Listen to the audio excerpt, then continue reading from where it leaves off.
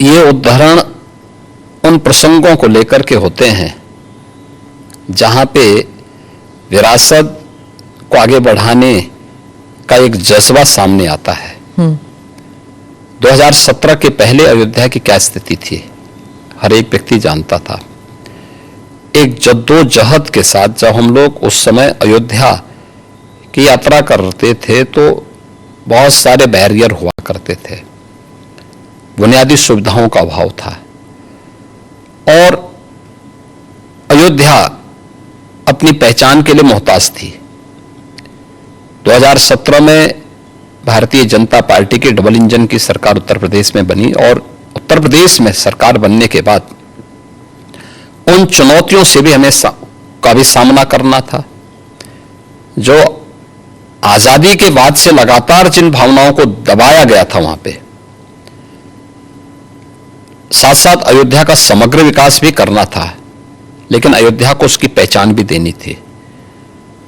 और उसी में एक बड़ा तबका ऐसा था जो ये मानता था कि हमें इस प्रकार के मुद्दों को नहीं टच करना चाहिए क्योंकि ये विवाद हो सकता है। देखिए, आप सत्ता में रहेंगे तो आपके लिए अनुकूल वातावरण भी होगा, प्रतिकूल भी होगा। अनुकूल और प्रतिकूल के बीच में समन्वय बना करके जब हम आगे बढ़ते हैं तो ही कुछ परिणाम दे पाएंगे। और अयोध्या के साथ भी यही हुआ। हमने कहा भी ठीक है, विरोध होता है तो होने दीजिए, देखेंगे। अयोध्या जाएंगे, कोई एक कार्यक्रम का शुभारंभ करेंगे जो अयोध्या की पहचान बन सके। दीपावली तो अयोध्या से जुड़ी हुई थी, दीपोत्सव, और दीपावली के आयोजन को एकदम विस्मृत सा कर दिया गया था अयोध्या में ही। तो हमने दीपोत्सव के आयोजन के साथ फिर उसकी पहचान को वहां दिलाई। तो हम लोगों ने वहां पे मर्यादा पुरुषोत्तम भगवान श्री राम के प्रति और सरयू मैया के प्रति दीपोत्सव के माध्यम से जो कृतज्ञता ज्ञापित की थी, उसका परिणाम आज नई अयोध्या के रूप में सबके सामने है, जिसको देख करके हर व्यक्ति अभिभूत होता है। तो प्रधानमंत्री जी का जो विजन विरासत की प्रति है, उसका मूर्तमान स्वरूप आज अयोध्या में भी देखने को मिलता है। आज आप देख रहे होंगे, जिस अयोध्या में साल भर में कुछ लाख लोग आते थे, आज करोड़ों लोग वहां पहुंच रहे हैं। व्यवसाय वहां फल फूल रहा है, लोगों को अनेक अवसर प्राप्त हो रहे हैं। तो हम लोग अपनी सत्ता की चिंता करें और अपनी विरासत को विस्मृत कर लें, तो मुझे लगता है कि ये हम न्याय नहीं कर पा रहे हैं, अपने साथ भी, अपने समाज के साथ भी और अपने देश के साथ भी। योगी जी, आपने डबल इंजन सरकार का जिक्र किया। अखिलेश जी कहते हैं डबल इंजन क्या, अब तो इंजन एक दूसरे को नमस्ते तक नहीं करती। हाँ, देखिए, ये उनके संस्कार थे। हमारे यहाँ हम विरासत को सम्मान दे करके अपनी वर्तमान लीडरशिप को भी सम्मान करते हैं और अपने पूर्वजों के प्रति भी सम्मान का भाव रखते हैं। लेकिन जिनके आदर्श औरंगजेब हों तो उनका आचरण भी उसी प्रकार का जरूर होगा, और लोगों ने देखा भी अपनी आंखों से। आप क्यों कहते हैं कि उनका औरंगजेब उनके लिए आदर्श हैं? क्योंकि वो औरंगजेब को महिमा मंडित कर रहे हैं। वे सब लोग उस कैटेगरी में खड़े हो चुके हैं। उनके नेताओं ने मुंबई से लेकर के लखनऊ तक, ये सभी लोग तो महिमा मंडन करने वाले लोग हैं। तो जिनका जैसा आदर्श होगा तो वैसे ही उनका स्वयं का चरित्र भी होगा। यही तो हमारी संस्कृति भी कहती है, शिवो भूत्वा शिवम यजेत। तो जो जिसकी पूजा करेगा उस जैसा ही बनता है। हम राम को आदर्श मानते हैं, कृष्ण को आदर्श मानते हैं, शिव को आदर्श मानते हैं, उनकी पूजा करते हैं, तो स्वाभाविक रूप से उनके अच्छे गुण भी हमारे अंदर उनकी कृपा से समाहित होते हैं। जो औरंगजेब को, बाबर को अपना आदर्श मानता होगा तो उन जैसे गुण भी उनके अंदर देखने को मिलेंगे, और ये आचरण लोगों ने अपनी आंखों से देखा भी है और आगे भी देखेंगे। वो कहते हैं आपको हिस्ट्री के बारे में कुछ पता नहीं है। राणा संगा के बारे में उन्होंने कहा कि वो थे जिन्होंने बाबर को न्योता दिया था। आप जानते नहीं हैं अपनी विरासत के बारे में। हिस्ट्री ये लोग जानते हैं, हिस्ट्री यही लोग जानते हैं जो जिन्ना को महिमामंडित करते हैं। हमें याद है इसी उत्तर प्रदेश में हम लोग लौह पुरुष सरदार वल्लभ भाई पटेल की unity, run up for unity के कार्यक्रम के साथ जुड़ रहे थे। हमने पूरे प्रदेशवासियों को इसके लिए आमंत्रित किया था। सरकार भी थी, भारतीय जनता पार्टी भी थी, सभी दलों को हमने आमंत्रित किया था। एक तरफ सरदार वल्लभ भाई पटेल जो भारत की एकता के आदर्श हैं, भारत की एकात्मता के शिल्पी हैं, हम उनके प्रति श्रद्धा का भाव व्यक्त कर रहे थे और ये लोग जिन्ना को महिमामंडन कर रहे थे। तो ये वही कैटेगरी है, ये वही ब्रीड है जो बाबर से लेकर के औरंगजेब तक और जिन्ना तक को महिमामंडन करते हैं। तो देश के प्रति इनके भाव क्या होंगे, भारत की विरासत के प्रति इनके भाव क्या होंगे, भारत के महापुरुषों के प्रति क्या इनके भाव क्या होंगे, ये अंदाजा इसी से लगाया जा सकता है। और ये लोग अवसरवादी भी हैं, इनको पलटी मारने में कोई देर नहीं लगेगी। भाई आज कर रहे हैं तो कहीं वोट लेना होगा, तो उनके कुछ नेताओं ने बयान देने शुरू किए हैं कि अब जो लॉस हो रहा है और जो कटघरे में खड़े हुए हैं, ठीक है, तो उसके बारे में उन्होंने कहना शुरू कर दिया, नहीं साहब ये तो जो है उन्होंने गलत बोला है, और ये तो राष्ट्रीय महापुरुष थे, राष्ट्र नायक थे। राणा सांगा के इतिहास को अगर इन्होंने पढ़ा होता, वो महान योद्धा जिसके शरीर के घाव इस बात को बताते थे कि इन्होंने भारत की धर्म और संस्कृति को बचाने के लिए उस समय किस प्रकार के पराक्रम का परिचय दिया था। ये महाराणा प्रताप, महाराणा सांगा, छत्रपति शिवाजी महाराज और गुरु गोविंद सिंह के बारे में ये लोग बताएंगे। इतिहास के बारे में लोग क्या जानते हैं? जो औरंगजेब और बाबर की पूजा करते हो, जो जिन्ना को अपना आदर्श मानते हो, इन लोगों से इसकी उम्मीद नहीं की जा सकती है। और आप विधानसभा में आपका एक भाषण भी था, आपने कहा था कि अगर औरंगजेब का महिमा मंडल कर रहे हैं, वो जो नागपुर में जो कर रहे हैं, उनको यूपी आना चाहिए, हम उनका इलाज कर देंगे। इलाज कैसे करेंगे आप? उपचार तो देखिए, किसी भी बीमारी का उपचार के अलग अलग केंद्र होते हैं। तो यूपी ऐसे लोगों को बहुत अच्छा उपचार देता है, उनकी जैसी डिमांड होगी उस प्रकार का उपचार दे देंगे। महाराज, आपके राज्य में क्या मुसलमान सुरक्षित है?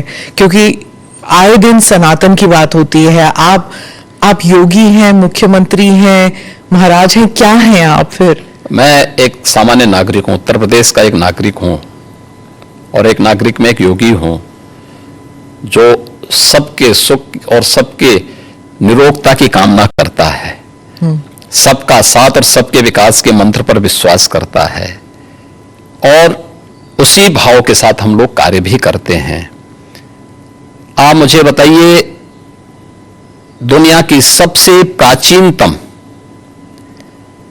धर्म और संस्कृति है सनातन धर्म। उसके नाम से ही आप अंदाजा लगा सकते हैं, दुनिया की कोई जाति, मत और मजहब नहीं है जिसको उसकी विपत्ति के समय सनातन धर्मावलंबियों ने शरण न दी हो, उसके संरक्षण के लिए उसको हर प्रकार से फलने फूलने के लिए अवसर न प्रदान किया हो। लेकिन बदले में उसे मिला क्या? बदले में मिला क्या? और दुनिया के अंदर कोई उदाहरण नहीं, कोई उदाहरण नहीं कि कहीं भी हिंदू राजाओं ने दुनिया के अंदर कहीं भी अपने बल पर, अपने वैभव के दंभ से किसी पर आधिपत्य स्थापित किया हो, कहीं नहीं है। देखिए उदाहरण, अयम निज परोवेति गणना लघु चेतसाम उदार चरितानाम तो सुधेव कुटुंबकम, इस सनातन वाक्य है। दुनिया के अंदर कोई बोलता है? दुनिया के अंदर किसी ने इसका आचरण किया? कोई नहीं किया। सब तो हड़पना चाहते हैं। यानी यह अपना है, यह पराया है, भेदभाव छोटी संकुचित बुद्धि के लोग करते हैं। उदार चरित्र के लोगों के लिए तो पूरी दुनिया ही एक परिवार है। इस भाव के साथ सनातन धर्मावलंबी ने हमेशा काम किया है और आज भी उदाहरण देखने को मिल सकता है कि 100 हिंदू परिवारों के बीच में 100 हिंदू परिवारों के बीच में एक मुस्लिम परिवार सबसे सुरक्षित रहता है। उसको इसके पर्व और त्योहारों को,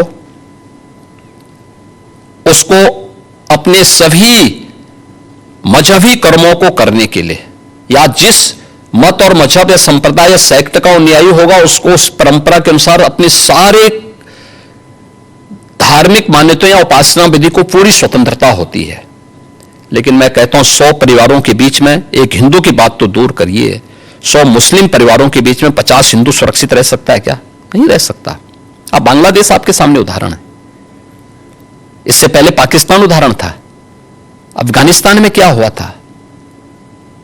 ये चीजें दिखाती हैं और होशियारी यही है कि कहीं धुआं उड़ रहा हो या किसी को ठोकर लग रही हो तो हमें ठोकर लगे इससे पहले हम संभल जाएं। तो वही संभलने के लिए बोला जाता है। हम तो सबके बीच सबको समान भाव से देख रहे हैं। उत्तर प्रदेश में मुसलमान सबसे ज्यादा सुरक्षित है, सबसे ज्यादा सुरक्षित है। अगर हिंदू सुरक्षित है तो वह भी सुरक्षित है। अगर दंगे यहां यूपी में होते थे जो 2017 के पहले, अगर हिंदू की दुकान जलती थी तो मुसलमान की भी जलती थी, हिंदू का घर जलता था तो मुसलमान की भी जलती थी। और 17 के बाद से दंगे बंद हुए। अगर हिंदू सुरक्षित है तो मुसलमान भी सुरक्षित है। और दूसरा जो मैंने कहा कि इतिहास में कोई उदाहरण नहीं बता सकता कि अपने बल से, अपने वैभव से किसी हिंदू राजा ने किसी देश पर जबरन कब्जा किया हो, कभी नहीं। इतिहास इसका उदाहरण है, आप उठा के देख सकते हैं। भगवान राम लंका में गए और लंका में रावण पर विजय प्राप्त करके लक्ष्मण को वहां के वैभव को देख के थोड़ा मोहित हुए। भगवान राम ने कहा नहीं लक्ष्मण, उन्होंने उनको एक ही बात कही और मुझे लगता है कि आज की पीढ़ी के लिए बहुत प्रेरणादायी है जो उन्होंने उस समय कही थी। लक्ष्मण जी को जो प्रेरणा, जो निर्देश भगवान राम दे रहे हैं लंका के बारे में, अपि स्वर्णमयी लंका नमे लक्ष्मण रोचते जननी जन्म भूमिस्य स्वर्गादपि गरीयसी। कि लक्ष्मण, लंका भले ही सोने की क्यों न हो, लेकिन याद रखना ये मुझे रुचिकर नहीं लगती, मेरी रुचि का नहीं है। मेरा काम था माता सीता को दुरात्मा रावण से मुक्त करना, वो मैंने कर लिया है। अब हमें यहां से निकलना है, क्योंकि जिस मां ने जन्म दिया है और जहां हमने जन्म लिया है उससे बढ़कर के दूसरा कोई भी, स्वर्ग से बढ़कर के उपभोग दूसरा हो ही नहीं सकता, इससे बढ़कर के उपभोग हो ही नहीं सकता है, चाहे वो स्वर्ग ही क्यों ना हो। और इसलिए हम यहां नहीं करेंगे। ये उदाहरण मैं इसलिए दे रहा हूं जिसलिए जो सनातन धर्म पर प्रहार करते हैं उनकी आंखें खुले, वो देखें। उदाहरण हमारे सामने पर्याप्त हैं और ऐसे अनेक उदाहरण आपको समय समय पर मिलेंगे।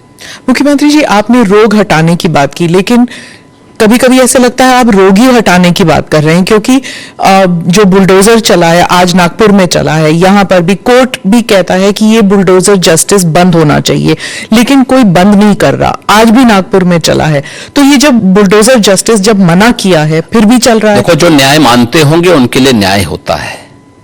जो स्वयं न्याय को, कानून को अपने हाथों में लेते हैं तो बहुत बार कानून के दायरे में रहकर के उनको सबक भी सिखाया जाता है। जो जैसे समझेगा उसको उसी भाषा में समझाना चाहिए। आप मुझे बताइए, कोई हिंसक बनकर के प्रहार करने के लिए आ जाए हमारे सामने और हम उसके सामने गिड़गिड़ाएं, ये नहीं। अगर वो हिंसक बन के आया तो उसको पहले उसकी हिंसा का प्रतिकार तो वहां पे करना पड़ेगा ना। आप कानून के दायरे की बात कर रहे हैं, फिर आपने कहा कि संभल पे आ रही हूं मैं, आपने कहा कि संभल में 65 कुछ तीर्थ स्थल हैं, 64 और 18 की पहचान हो गई है। योगी जी आगे बढ़ गए 54 तक पहुंच गई है। आप कितनी जगह खोदेंगे, कितने मस्जिद में? जितने भी होंगे सब ढूंढेंगे, जितने भी होंगे सब ढूंढेंगे, सब निकालेंगे और दुनिया को बोलेंगे कि भगवान ने जिसको आंखें दी हैं वो आके देखो तो क्या हुआ था संभल में। देखिए, संभल एक सच्चाई है,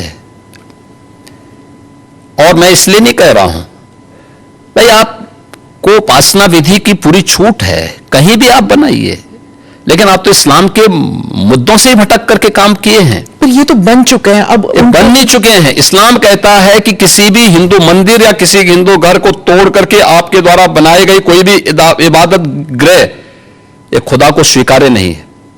क्यों आपने बनाई? आप तो इस्लाम के विरुद्ध आचरण कर रहे हैं।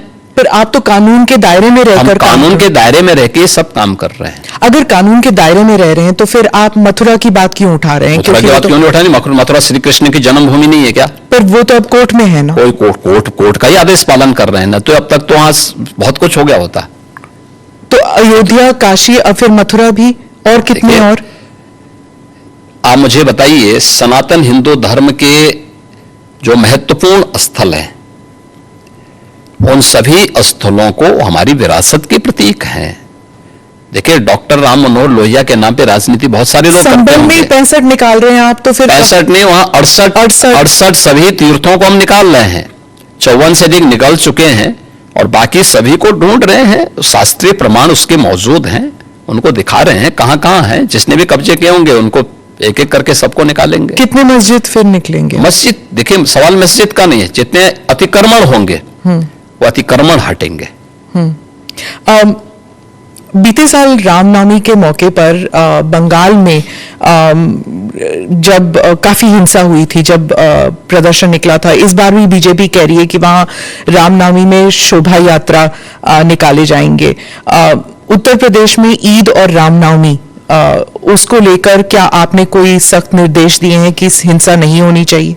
देखिए, हम लोग समय समय पे प्रशासन के साथ बैठते हैं और पहले से ही इसके लिए एक एसओपी हम लोगों ने तैयार करके रखी हुई है। और उत्तर प्रदेश पहला राज्य है जिसने माननीय उच्चतम न्यायालय के ही निर्देशानुसार धर्मस्थलों के माइक को, जो उसके परिसर के बाहर आवाज आती थी, उसको कंट्रोल कर किया है या उसको उतारा है, कंट्रोल किया है इस संवाद के माध्यम से। आप मुझे बताइए कि उत्तर प्रदेश जैसे राज्य में अगर हम कर सकते हैं तो बंगाल में क्यों नहीं हो सकता? यहां पर होली पर भी मस्जिद के ऊपर टार्पलिन चला गया था। देखिए, अब रंग खेल रहे हैं तो हो सकता गया, तो उससे कोई अस्तित्व खराब तो नहीं हुआ किसी का। आप मुझे बताइए, पहले तो कभी नहीं हुआ था। पैसा नहीं है। आप मुझे बताइए, मुहर्रम में जुलूस निकलते हैं, क्या उनका झंडे की छाया मंदिर के आसपास या किसी हिंदू घर के ऊपर नहीं पड़ती है क्या? क्या उससे हिंदू घर अपवित्र हो जाता है क्या? ये सख्त निर्देश हैं कि भाई जिसको रंग से परहेज है उस पर मत डालना, लेकिन फिर भी पड़ गया है और प्रशासन उसको साफ करके फिर से नगाई पुताई कर दे रहा है। ये कौन सी बात है? क्या रंग बिरंगे कपड़े पहनते नहीं? हिंदू से ज्यादा रंग बिरंगे तो मुसलमान ही पहनता कपड़ा, तो फिर रंग से परहेज क्यों? यानी तो दोहरा आचरण है। तो क्या रंग बिरंगी कपड़े पहने, लेकिन अगर रंग पड़ जाए तो हाय तौबा मचाते हैं? ये नहीं हो सकता है। ये दोहरा आचरण क्यों मचाते हो जी? अरे गले मिलो। बहुत सारे मुसलमानों ने रंग में होली खेली है। शाहजहांपुर में तो नवाब साहब की पूरी झांकी निकलती, शोभा यात्राएं निकलती वहां पे। तो हमने महाकुंभ के दौरान भी देखा था कि कई मुसलमान आए थे। तो क्या दिक्कत है? हाँ, अच्छी बात थी। अगर कोई अपने को भारतीय मानता है, कुंभ तो सभी भारतीयों का है और आना चाहिए कुंभ में। मैंने तो कहा था जो भारतीय बनकर के आएगा, श्रद्धा भाव के साथ आएगा, उसका स्वागत है। लेकिन अगर कोई किसी नकारात्मक मानसिकता के साथ आता है तो स्वीकार्य नहीं। जी, महाकुंभ में करोड़ों लोग आए थे। आपने जो फाइनल नंबर्स जिस पर हुआ था, टैली हुआ था, इस नंबर की आपने पुष्टि कैसे की कि कितने आए थे? देखिए, यहां पे महाकुंभ के दौरान एक हम लोगों ने सीसीटीवी कैमरे लगाए थे। हम लोगों ने एआई टूल के माध्यम से हेड काउंटिंग की व्यवस्था की थी और ये भी उसमें हम लोगों ने व्यवस्था की थी कि एक व्यक्ति का चेहरा दूसरी बार काउंट न हो। 24 आवर्स में कोई व्यक्ति हो सकता है 2 बार, 3 बार, क्योंकि बहुत सारे लोग जो आए थे, बहुत सारे लोग ऐसे 2-2, 3-3 बार 24 घंटे में स्नान कर रहे थे, लेकिन काउंट एक बार हो। फेस रिकॉग्निशन की व्यवस्था भी उसमें की गई थी, हेड काउंट करने की व्यवस्था की गई थी, और उसको काउंटिंग करके फिर हर 24 घंटे के बाद हम उसके रिजल्ट को सामने, हर दूसरे घंटे में वो रिजल्ट सामने आता था, टोटल फिर 24 घंटे में करके वो फाइनल उसका वो बनता था, डाटा तैयार होता था।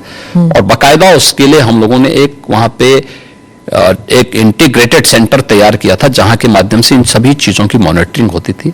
तो ये सभी काउंट उसी के माध्यम से हम लोग वहां कर रहे हैं। तो कितने नंबर हुए फाइनली? 64 करोड़ 30 लाख से अधिक श्रद्धालु वहां इन 45 दिनों में आके स्नान किया है।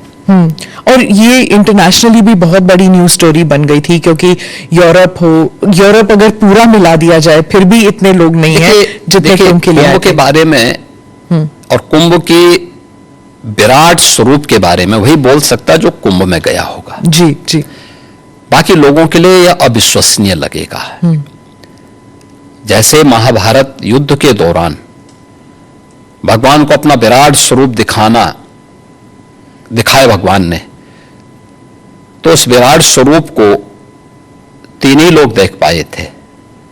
अर्जुन देख पाए थे, संजय देख पाए थे, और भगवान वेदव्यास देख पाए थे। तो ये 3 तो भगवान के स्वरूप को पहचान गए थे, और संजय ने इसीलिए धृतराष्ट्र को कहा कि देखो, याद करना, भगवान के स्वरूप को देखने के बाद मैं कह सकता हूं कि जहां श्री कृष्ण है, विजय वहीं होनी है, क्योंकि वहीं धर्म है, वहीं सत्य है। और कुंभ के बारे में वही बोल सकता है जो कुंभ का दर्शन जिसने किया होगा। कांग्रेस और बाकी जो अपोजिशन पार्टीज है, क्या वो कह रही थी महाकुंभ, मतलब कुंभ कई बारी हो चुका है, ये महाकुंभ जो है वो एक, देखिए, जिसकी जैसी आस्था है, जैसी दृष्टि वैसी सृष्टि। कोई जबरदस्ती थोड़ा है, हमने थोड़ा बोला कि आप आइए। जो आते थे उनके नेतागण बहुत सारे आए, उनके जो है जो नेता थे उनके मंत्रीगण आए थे, डिप्टी सीएम आए थे, बहुत सारे लोग आए थे, उनके मुख्यमंत्री भी आए थे कांग्रेस के बहुत सारे। वे तो आके अभिभूत होके गए। अब जिनकी जो जैसी दृष्टि हो, इन्होंने बीजेपी इवेंट बना दिया, जैसे कि बीजेपी इवेंट नहीं, बीजेपी शासित सरकार, केंद्र और राज्य सरकार मिलकर के जन सुविधाओं का ध्यान रख रही है, जनता जनार्दन का ध्यान रख रही है, आस्था का सम्मान दे रही है। और कुंभ का यह स्वरूप जो देखने को मिला है, आखिर 1947 से लेकर के और ज्यादातर समय तक 2014 तक, तो ज्यादातर समय तक कांग्रेस ही देश में शासन की है। तो उन्होंने इस दौरान क्यों नहीं किया? उनको बहुत बार अवसर मिला था। प्रदेश में भी 1947 से लेकर के और 1989 तक कांग्रेस की सरकार ज्यादातर रही है। तो उन्होंने इस दौरान क्यों नहीं जन सुविधाओं का ध्यान रखा? उस समय कुंभ के विराट स्वरूप को और वैश्विक स्वरूप को क्यों नहीं प्रस्तुत किया? कुंभ के बारे में देश के अंदर एक सकारात्मक भाव पैदा हो और ये वैश्विक मान्यता इसको प्राप्त हो, तो मोदी जी के कारण आज संभव हो पाया है। प्रधानमंत्री मोदी जी ने यूनेस्को से 2019 में प्रयागराज कुंभ को मानवता की अमूर्त सांस्कृतिक धरोहर के रूप में मान्यता दिलाई। जी। दुनिया के सभी मिशन को प्रयागराज में आमंत्रित करने की कार्रवाई को आगे बढ़ाया। दुनिया के देशों के प्रवासी भारतीयों को कुंभ के आयोजन के साथ जोड़ने का काम किया। 19 में प्रवासी भारतीय दिवस का आयोजन वाराणसी में कराया गया, और इन आयोजनों के साथ दुनिया के लोगों को जोड़ने का अभिनव कार्य भी ये प्रधानमंत्री मोदी जी के साथ हुआ। और कुंभ का मतलब भव्य और दिव्य हो, स्वच्छता, सुरक्षा और सुव्यवस्था उसका मॉडल बने, जनता जनार्दन की सुविधा और उनकी आस्था का सम्मान करना हम सीखें।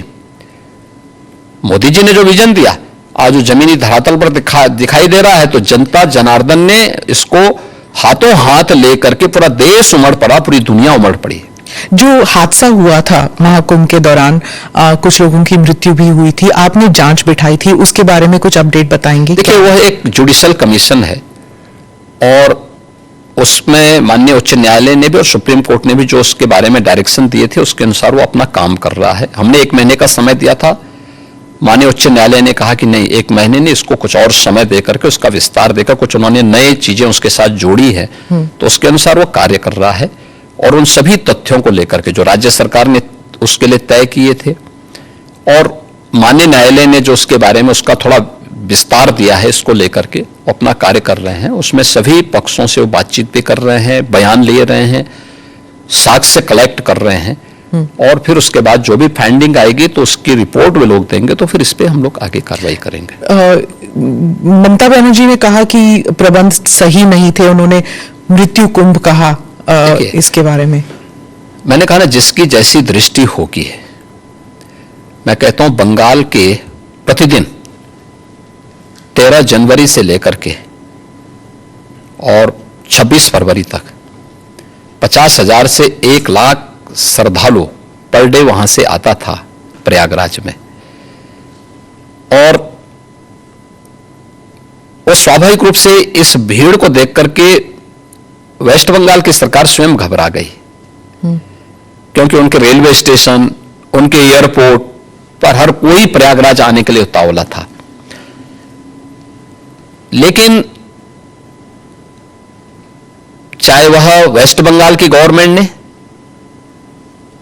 चाहे वह कांग्रेस ने, आरजेडी ने या समाजवादी पार्टी ने महाकुंभ के बारे में जो भी बात कही है वो उनके तुष्टीकरण की पराकाष्ठा का उदाहरण है, भारत की आस्था का अपमान करने का एक उदाहरण है। लेकिन महाकुंभ ने साबित किया है कि नहीं, वह मृत्युंजय महाकुंभ था और महाकुंभ में जो भी आया अभिभूत होकर के गया। मृत्युंजय महाकुंभ, मृत्युंजय महाकुंभ। अच्छा, मैं इससे थोड़ा सा हटके फिर से उत्तर प्रदेश के एक और मेले के बारे में पूछना चाहती हूँ, जो गाजी सलार मसूद के नाम से जो मेले लगते हैं संभल और बहराइच में।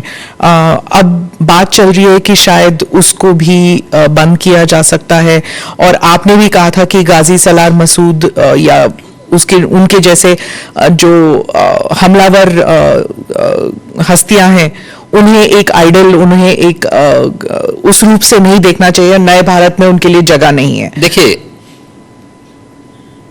आक्रांताओं को महिमा मंडित नहीं करना चाहिए।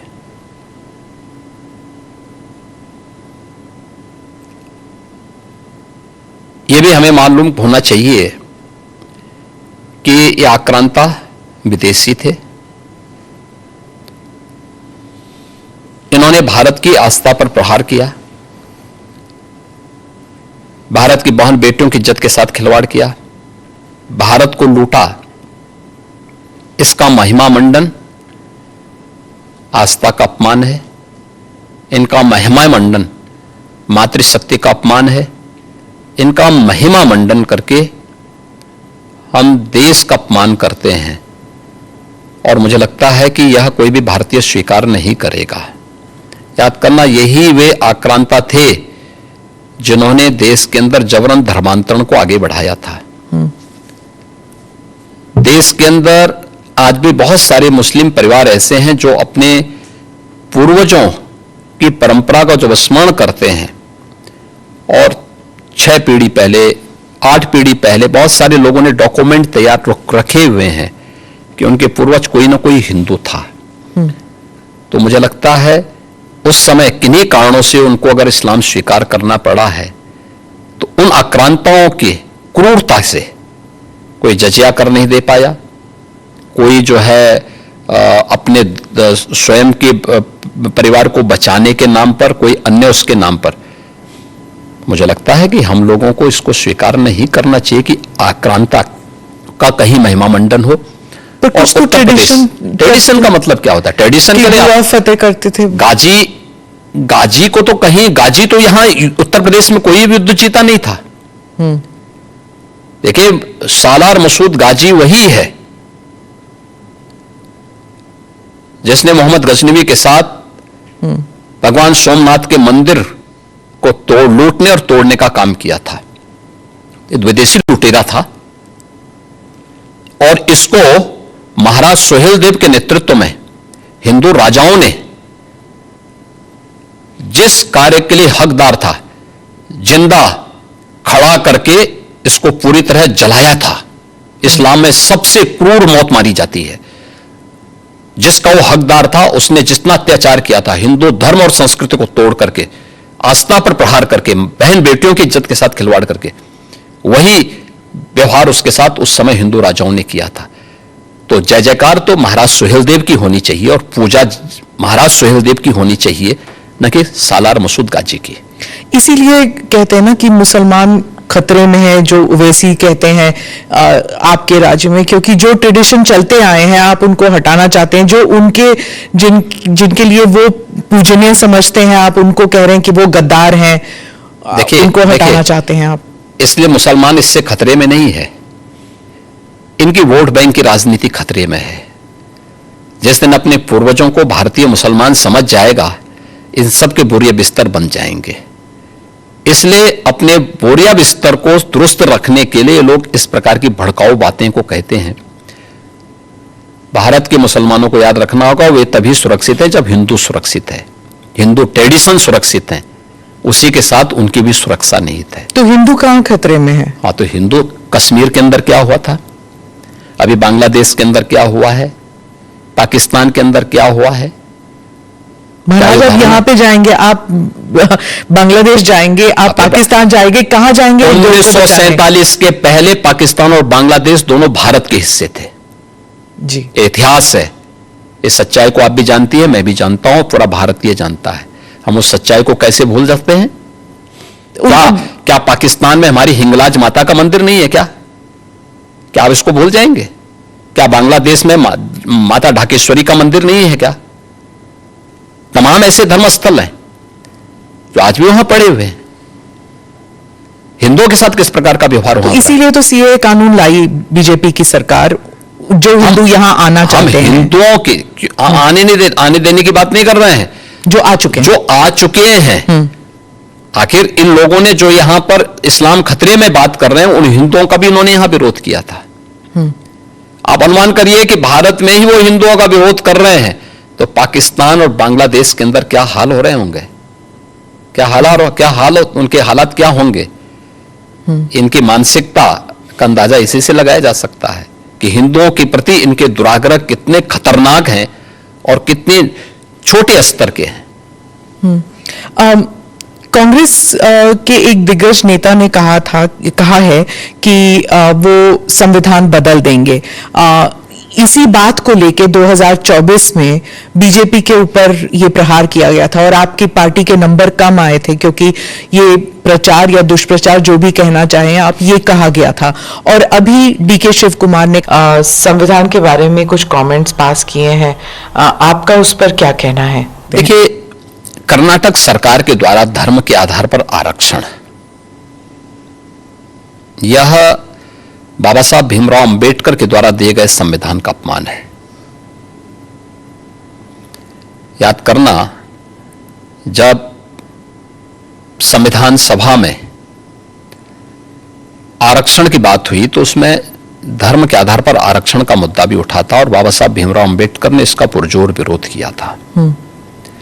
उन्होंने कहा था कि आरक्षण सामाजिक रूप से उन लोगों को दिए जाने चाहिए जिनके साथ अस्पृश्यता और छुआछूत सैकड़ों वर्षों से होती आई है। अनुसूचित जाति जनजाति के लोगों को उसके साथ जोड़ा गया था और इसीलिए भारत के संविधान ने विशेष प्रावधान करके उनके लिए आरक्षण की व्यवस्था दी।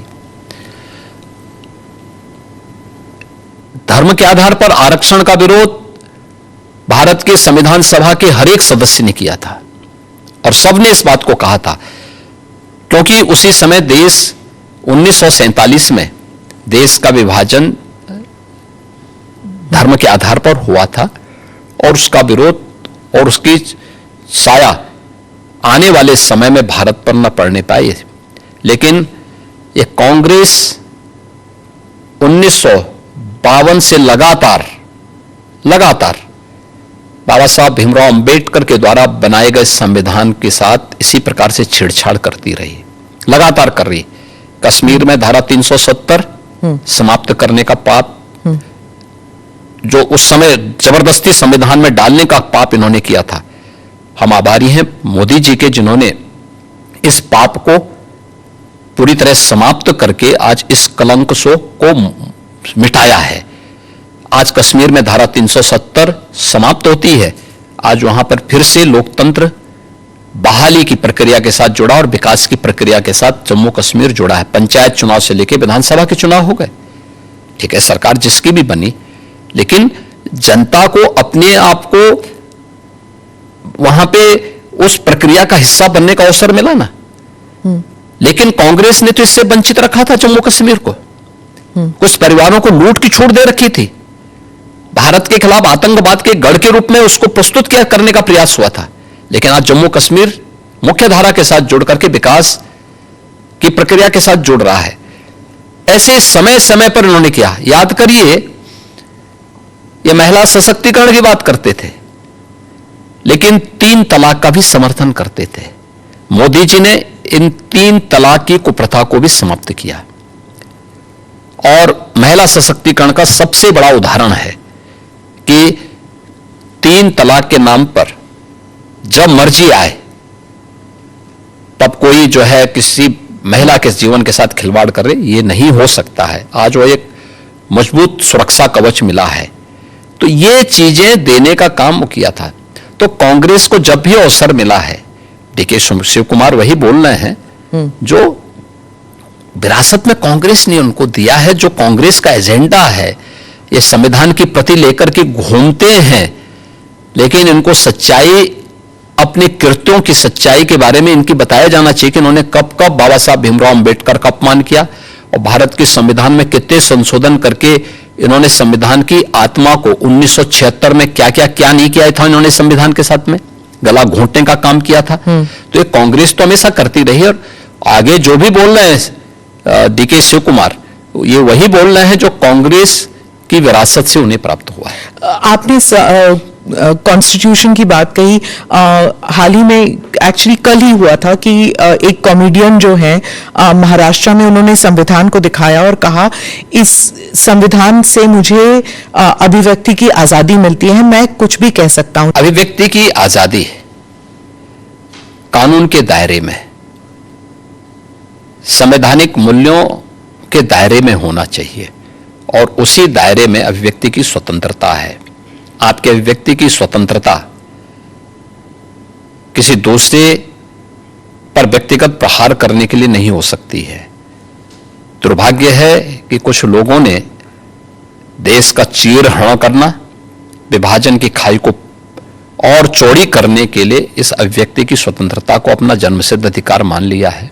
और मुझे लगता है ऐसे लोगों के खिलाफ जो समाज में विभेद पैदा करके सौहार्द को खतरे में डालने का कार्य कर रहे हैं, उनके साथ कानूनी तरीके से उनके साथ उसी प्रकार का व्यवहार भी होना चाहिए। महाराष्ट्र में ही कुछ महीने पहले एक स्लोगन उठा था, बटेंगे तो कटेंगे।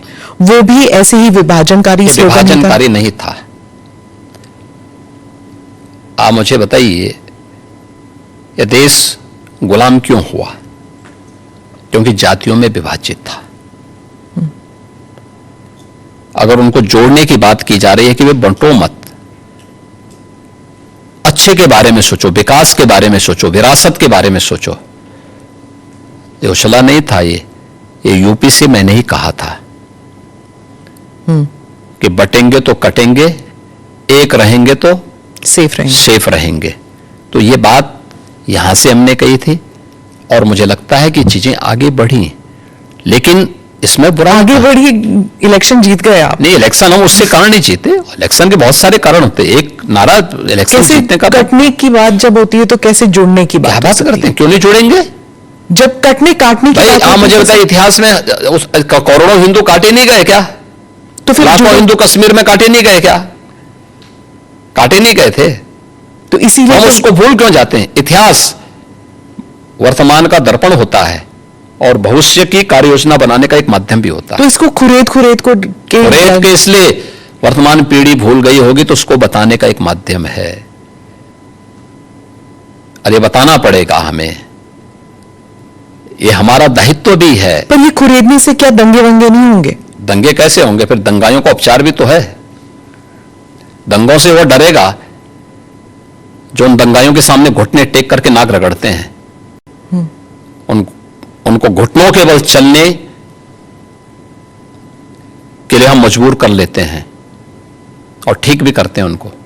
ये जो आपका जो दबंग स्टाइल है, नहीं, दबंग स्टाइल नहीं, ये हमारी शराफत का स्टाइल है।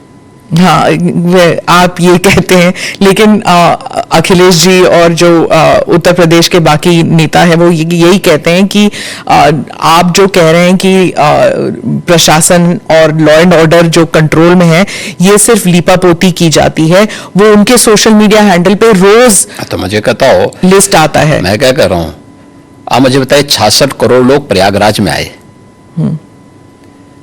आपकी एनआई की तो पूरी टीम वहां कवरेज कर रही थी, कई कैमरे आपके लगे हुए थे। आपने किसी श्रद्धालु को यह कहते हुए सुना कि साहब मेरे साथ लूट हुई है? नहीं। किसी बहन और बेटे को यह कहते हुए सुना कि उसके साथ छेड़खानी हुई है? कहीं पे किसी को यह कहते हुए, किसी व्यापारी को कहते हुए सुना गया कि उससे जबरन किसी ने पैसा मांगा है? किसी व्यक्ति को अपहरण की कोई शिकायत वहां आई क्या इन 45 दिनों में? आप मुझे बताइए, इससे बड़ा उदाहरण और क्या हो सकता है? भाई हमारी कितनी भी फोर्स रही होगी वहां पे, तो फोर्स तो एक सीमित संख्या में थी ना, 50,000 के आसपास हमारी फोर्स वहां पे थी। और प्रतिदिन 28, 29 और 30 इन 3 दिनों में 15 करोड़ श्रद्धालु आए थे। 29 के पहले यानी 28 के पहले प्रतिदिन 1 करोड़ से कम श्रद्धालु थे। 50,000 से लेकर 60,000, 50 लाख से लेकर 60 लाख तक आते थे। और 29 के बाद से फिर ये बढ़ता गया और 3 फरवरी के बाद से यानी बसंत पंचमी के बाद से यह और तेजी के साथ आगे बढ़ा। संख्या 1.5 करोड़, 2 करोड़, 1.5 करोड़, 2 करोड़ की पर डे की आ रही थी। लेकिन कहीं आप लोगों ने सुना? कोई बात नहीं थी। दूसरा, 25 करोड़ की आबादी का राज्य, अगर आपसी पहले से गुटबाजी नहीं है, पहले से वैमनस्यता नहीं है और कोई आपसी वो नहीं है, तो सामान्य रूप से कोई इस प्रकार की घटना को अंजाम नहीं दे सकता है। यह लिपापोती नहीं, यह वास्तविकता है। और ये उत्तर प्रदेश की बहन बेटियां इस बात को जब अभिव्यक्त करती हैं, हम लोग नहीं बोलते हैं, ये तो उत्तर प्रदेश की माताएं बहनें बोलती हैं, बेटियां बोलती हैं कि हम आज सुरक्षित हैं। नहीं तो 17 के पहले तो यहां पे स्कूली बालिकाएं बहुत सारी ऐसी थी, ऐसे ऐसे कस्बे थे, ऐसे ऐसे जनपद थे जहां पर अभिभावक अपने बच्चों को या तो दूर के रिश्तेदार के पास या किसी हॉस्टल में दूर भेज देता था। आप मुझे बताइए, जब उस बेटी को माँ बाप का संरक्षण मिलना है बचपन में, तब वो दूर हॉस्टल में जाकर के पढ़ने के लिए मजबूर है। आज मुझे प्रसन्नता है कि डबल इंजन की भारतीय जनता पार्टी की सरकार के कारण वह बेटी अपने माँ बाप के संरक्षण में अपने घर से स्कूल जाती है और घर में वापस आती है। आज वो अपने को सुरक्षित महसूस करती है। और मैं तो एक बेटी से मिलने के लिए कैराना गया था। मैं जब उस परिवार में गया था 2015 में, उस परिवार के अभिभावक की हत्या हुई थी। वो एक व्यापारी परिवार था और जब उस परिवार से मिलने के लिए गया था, वो परिवार यहां से भाग करके सूरत चला गया था। 18 में वापस आया, तो वापस आने पर फिर से उन्होंने व्यापार शुरू कर रहे थे, तो मैं वहां गया था फिर मिलने के लिए, पूछने के लिए कि भाई आप क्यों भागे थे और फिर वापस आए हैं। तो उस परिवार ने मुझे बताया, उस परिवार ने कहा साहब हमारे जो परिवार का जो मुखिया थे, उनकी तो हत्या कर दी गई 15 में, 2015 में। तब दंगों में श्री अखिलेश यादव उस समय, दंगों के पहले अखिलेश यादव उस समय चीफ मिनिस्टर थे यहाँ पे, ये दंगों के बाद की बात है। और पहले फिरौती वसूली गई, फिर उसके बाद उनकी हत्या की गई थी। इसके बाद परिवार को जब कोई पुलिस संरक्षण नहीं मिला, क्योंकि वहां के ज्यादातर हिंदू परिवार पलायन कर गए थे, कोरोना छोड़ करके भाग चुके थे। लेकिन सरकार जब आई, सरकार ने जब ऐसे आपराधिक तत्वों के खिलाफ सख्ती शुरू की, हमारी सरकार आने के बाद, तो बहुत सारे परिवार वापस आना शुरू हुए। तो उनकी प्रॉपर्टी पे बहुत सारे दंगाइयों ने कब्जा करके रखा हुआ था, तो उन कब्जों को खाली, बहुत सारे लोगों ने तो सरकार बनते ही कब्जे खाली कर दिए थे, बाकी जो बचे हुए थे तो उनको हमने वसूली के साथ कब्जे खाली भी करवाए और ये सारी कार्रवाई वहां पे संपन्न हुई। तो उस परिवार से मैं मिलने के लिए गया था, क्योंकि उस परिवार के एक प्रमुख सदस्य की हत्या हुई थी और उसके बाद ही किराना का पलायन शुरू हो गया था। उस परिवार में 6ठी क्लास में पढ़ने वाली एक बालिका थी। मैं उस परिवार में गया तो मैंने उस बेटी से पूछा, मैंने कहा कौन क्लास में पढ़ती? उसने कहा 6ठी क्लास में। मैंने कहा स्कूल जाने में भय नहीं लगता है? उसने कहा नहीं नहीं, अब तो नहीं लगता है। अब सोचिए कि 3 साल पहले जो बेटी स्कूल जाने से वंचित रह गई थी और सूरत जाने के लिए मजबूर हुई थी, वही परिवार वापस आया, क्या उसको सुरक्षा नहीं मिलनी चाहिए थी? आप कह रहे हैं कि दंगाइयों के खिलाफ कार्रवाई नहीं होनी चाहिए, तो फिर इन बेटियों की सुरक्षा कौन करेगा? इन व्यापारियों की सुरक्षा कौन करेगा? तो यही डंडा इन बेटियों की सुरक्षा करता है, इन व्यापारियों की सुरक्षा करता है, इन दंगाइयों को और इन अपराधियों और माफियाओं को ठिकाने भी लगाता है। और इसलिए इतनी सख्ती हमें करनी पड़ती है। और तब 25 करोड़ की जनता भारतीय जनता पार्टी के साथ समर्थन के साथ खड़ी होती है। आपने इस परिवार का जिक्र किया, मैंने आपका एक भाषण सुना था जिसमें आपने कहा था कि जो यूपी का युवा है छिपता था ये कहने से कि मैं यूपी का हूं, क्योंकि उसको एक श्रमिक के रूप में देखा जाता था, एग्रीकल्चर लेबर या कंस्ट्रक्शन लेबर। लेकिन यूपी की जो छवि बदली है, ही सेज इट प्राउडली कि मैं यूपी का हूं, उसके बारे में कुछ बताइए। देखिए, 2017 के पहले की स्थिति ऐसी थी, उत्तर प्रदेश का ये नाम सुन करके ही उसको किसी नौकरी के लिए जाता था उसको बाहर कर दिया जाता था। उत्तर प्रदेश का नाम सुन करके ही होटलों में कमरे नहीं मिलते थे, रूम नहीं मिलते थे, धर्मशाला में जगह नहीं मिलती थी, लोग किराएदार नहीं बनने देते थे, लोगों को अपनी पहचान छुपानी पड़ती थी। आज मैं कह सकता हूं, उत्तर प्रदेश का युवा हो, अन्नदाता किसान हो, या किसी भी सेक्टर का कोई व्यक्ति आज पहचान के लिए मोहताज नहीं है। और ये पहचान के लिए जो मोहताज नहीं है, आज वो कहीं जाता है तो कहीं भी देश के अंदर कहीं जाता है, दुनिया के अंदर कहीं जाता है, अगर वो यूपी का नाम लेगा तो लोगों के मन में, अगर वह धार्मिक आस्थावान व्यक्ति है तो अयोध्या, काशी, प्रयागराज या यहां के धर्मस्थल याद करके बड़े सम्मान के साथ लोग उसको देखते हैं।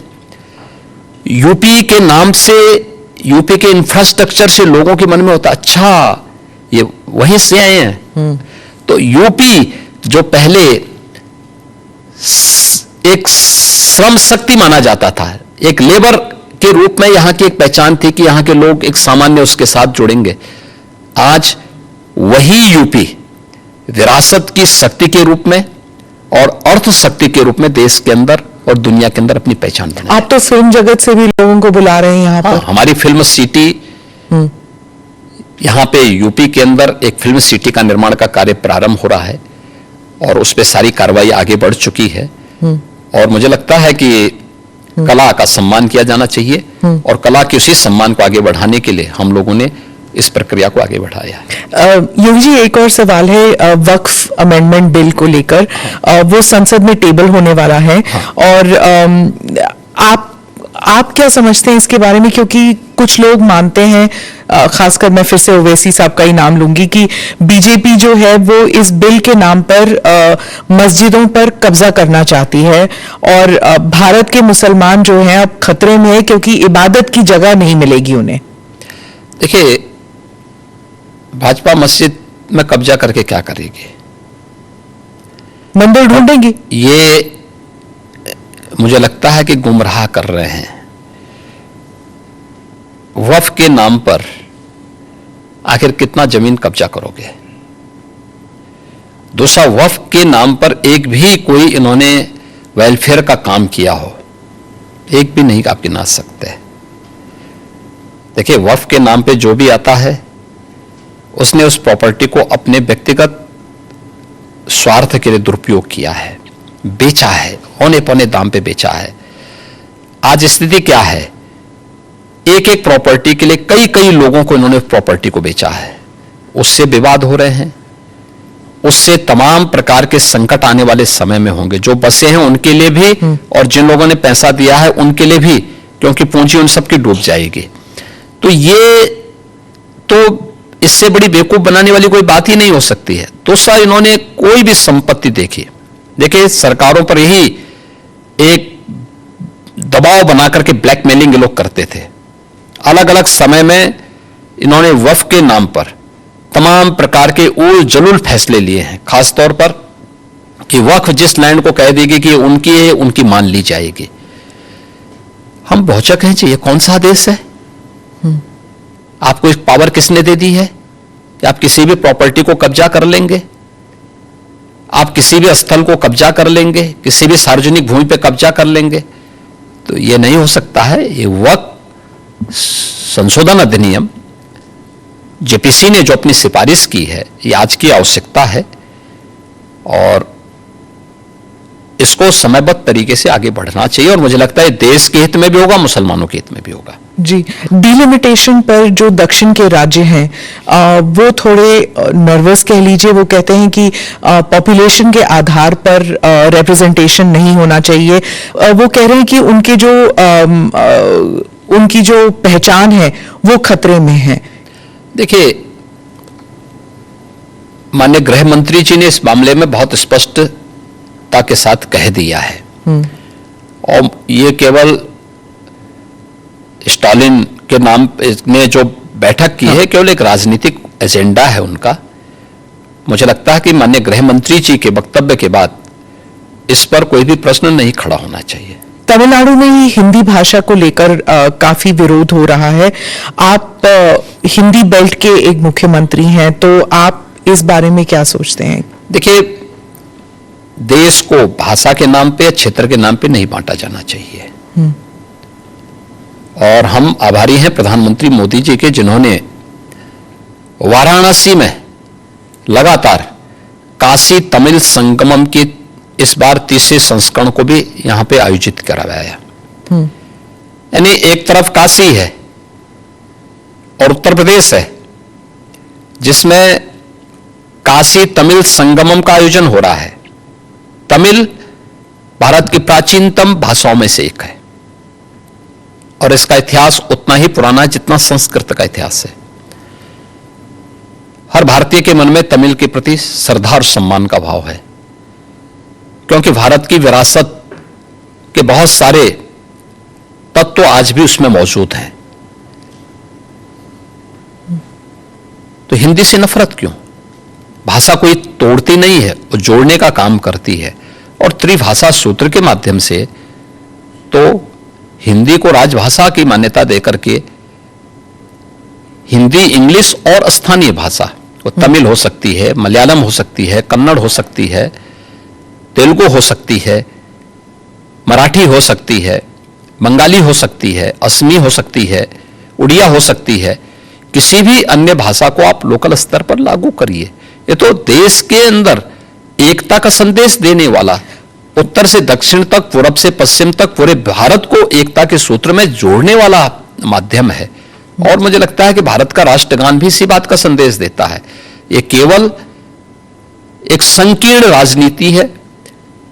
जब इन लोगों के वोट बैंक खिसकते हैं तो ये लोग इसी प्रकार की क्षेत्रीयता की और भाषाई आधार पर बांटने की दुर्व्यसंधि करते हैं। जनता जनार्दन को देश की एकता के लिए इस प्रकार के किसी भी षड्यंत्र से हमेशा सचेत रहना चाहिए।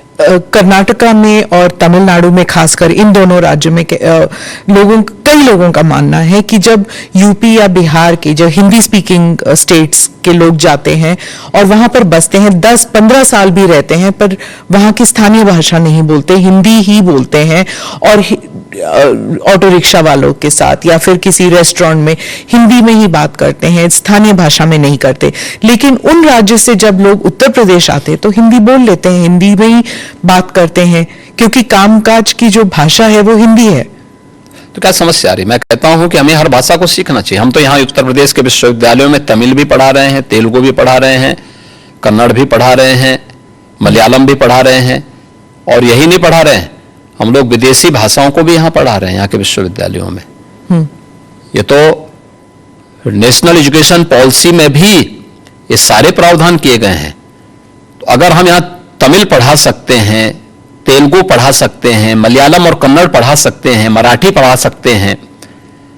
कल ही मैं बिठूर में गया था, नानाराव पेशवा की पावन जयंती कार्यक्रम के साथ जोड़ने के लिए गया था। बिठूर महोत्सव के साथ हमने भारत के इस 1857 के प्रथम स्वतंत्र समर के इस महानायक के सम्मान के साथ बिठूर महोत्सव को जोड़ा था। नानाराव पेशवा के ही महल में बचपन में महारानी लक्ष्मीबाई ने तीरंदाजी भी सीखी थी, युद्ध कला सीखी थी, और वहीं से उन्होंने युद्ध के सारे गुण सीखने के बाद फिर 1857 में अंग्रेजों को परास्त किया था। अगर हम इन सभी भाषाओं को उत्तर प्रदेश के विश्वविद्यालयों में पढ़ा सकते हैं, तो तमिलनाडु के विश्वविद्यालय में भी अगर हिंदी पढ़ा दी जाए, क्या बुरा है? मुझे लगता है कि हमें थोड़ा विराट स्वरूप रखना चाहिए देश के लिए। कुछ क्षण तो देश के लिए निकालो। चंद्रबाबू नायडू ने भी यही कहा कि जितनी भाषाएं सीखना चाहते हैं आप सीखना चाहिए। अच्छी बात की, हम अभिनंदन करते हैं जी। मैंने 2024 के बाद, चुनावों के बाद, और जितनी अधिक भाषा सीखेंगे उतने अधिक रोजगार के अवसर भी खुलेंगे। जी, हैदराबाद के लिए उन्होंने वही किया था अपने पिछले टर्म में। अच्छी बात है, और इसलिए हैदराबाद आज एक हब बना है। 2024 के चुनावों के बाद मैंने आपसे कोई इंटरव्यू नहीं किया, इसलिए उसके बारे में भी एक दो सवाल। 2024 में क्या गलत हुआ, और 10 महीने के बाद मिल्कीपुर में आप इलेक्शन जीत जाते हैं, तो क्या बदलाव आया उसमें? देखिए, 2024 के बारे में आपने शुरुआत में ही बता दी थी ना। हाँ, संविधान का कांग्रेस और विपक्षी दलों ने जो दुष्प्रचार किया था, और ये दुष्प्रचार ही नहीं किया था, विदेशी पैसे भी इसमें इन्वॉल्व थे। जॉर्ज सोरोस ने तो बहुत पहले इसकी घोषणा कर दी थी। पर इसकी कोई पुष्टि तो हुई नहीं। पुष्टि हुई है, अभी धीरे धीरे करके आगे बढ़ने दीजिए, बहुत सारे तथ्य सामने आएंगे। व्यापक पैमाने पे दुष्प्रचार का माध्यम, एनजीओ के माध्यम से इन्होंने गांव-गांव में, सोशल मीडिया प्लेटफॉर्म के माध्यम से, डिजिटल मीडिया के माध्यम से दुष्प्रचार किया कि संविधान बदल देंगे, मोदी जी आएंगे तो नया संविधान ला देंगे, तमाम प्रकार की इन्होंने जो बातें कही। दूसरा, सोरोस के पैसे यूपी में भी लगे थे। मैं कह रहा हूं पूरे देश में विदेशी पैसा इन्वॉल्व था लोकसभा चुनाव के दौरान, जिसमें कांग्रेस और उसके सहयोगी दलों ने, जो भी इंडी गठबंधन से जुड़े हुए दल थे, ये लोग धड़ल्ले से उसके लिए डायरेक्ट इनडायरेक्ट उसमें लिप्त थे, और उसी के माध्यम से इन्होंने पूरे चुनाव को प्रभावित करने का प्रयास किया था। यह कृत्य देशद्रोह की श्रेणी में आता है। एक विदेशी ताकत से आप पैसा लेकर के देश के चुनाव को प्रभावित कर रहे हैं। एक दूसरा है कि उस दौरान इन्होंने तमाम प्रकार की बात की थी, खटाखट हर एक महिला के खाते में इतना पैसा आएगा। क्या हुआ? कांग्रेस शासित राज्यों में तो कहीं भी नहीं आया। इन्होंने कर्नाटक हो या हिमाचल हो जो घोषणा की थी, आज तक किसी को पूरा भी नहीं कर पाए। पंजाब में भी कहीं नहीं कर पाए। ये तो इनका आचरण है। दूसरा, हमें कहना चाहते हैं कि भारत के संविधान का जितना सम्मान मोदी जी ने किया, नई संसद में बाबा साहब भीमराव अंबेडकर के द्वारा बनाए गए संविधान की मूल प्रति को अपने सिर में ले जाकर के और वहां पे सम्मान के साथ स्थापित करने का कार्य हो। बाबा साहब भीमराव अंबेडकर भारत के संविधान के शिल्पी हैं। संविधान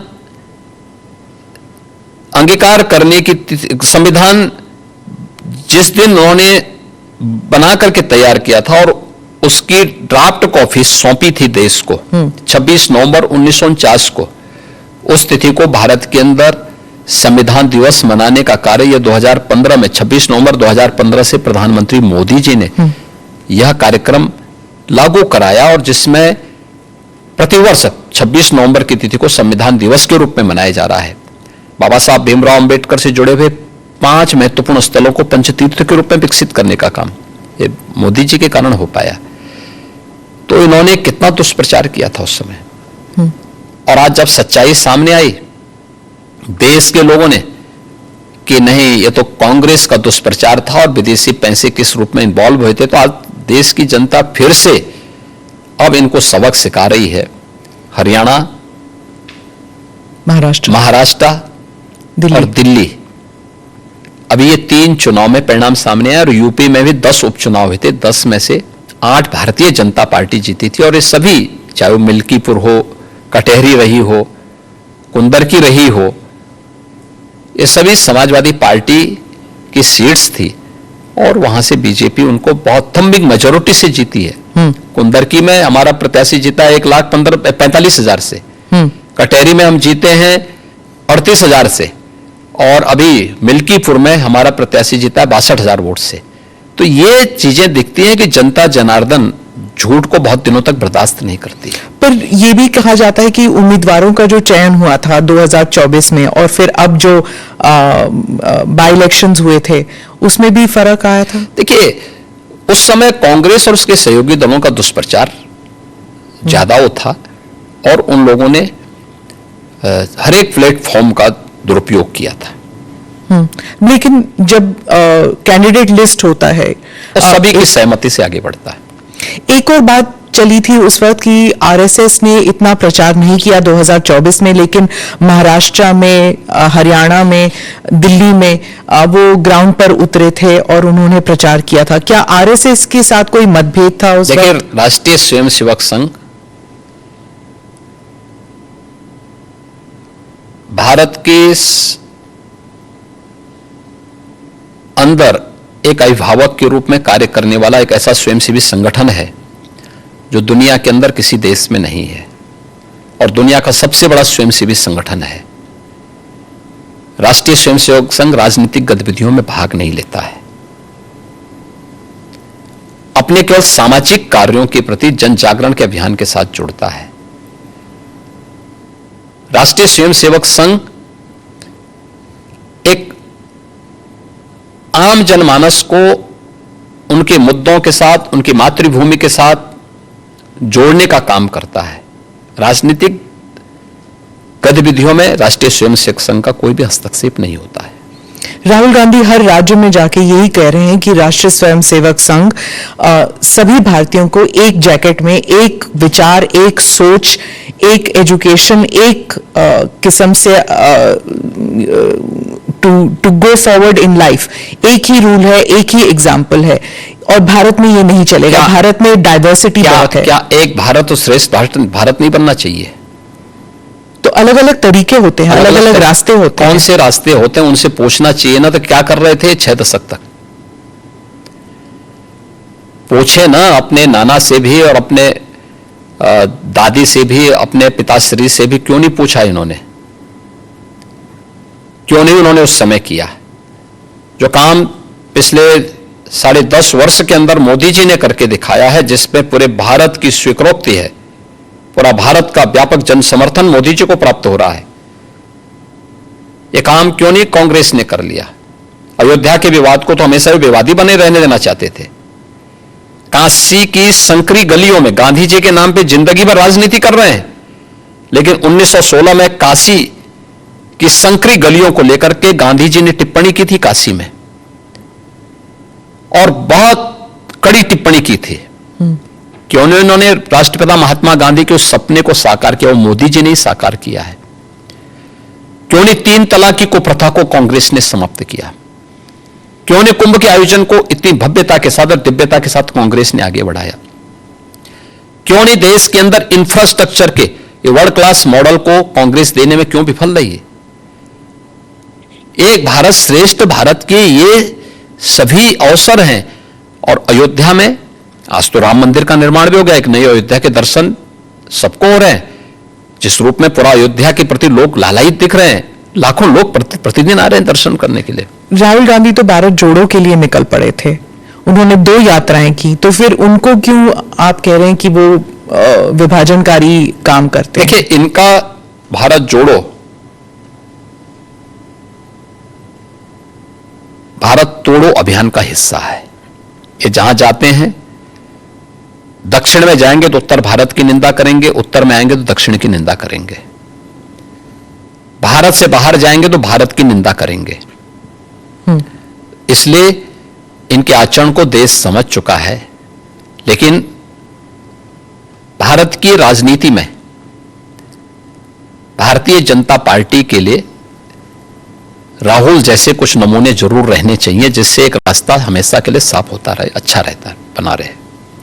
आखिर में एक सवाल, आपने $1 ट्रिलियन इकोनॉमी की बात कही उत्तर प्रदेश के लिए, लेकिन पर कैपिटा इनकम अभी भी उस स्तर का नहीं है। तो ये दो जो अलग अलग चीजें हैं, इनको आप कैसे एकजुट करेंगे? देखिए, उत्तर प्रदेश जैसे राज्य में यह एक चुनौतीपूर्ण कार्य था और आदरणीय प्रधानमंत्री जी ने विजन हम लोगों के सामने रखा था। हम लोगों ने प्रधानमंत्री जी के प्रेरणादायी नेतृत्व में इस पर कार्य करना प्रारंभ किया। आज हमारी सरकार के 8 वर्ष पूरे हो रहे हैं।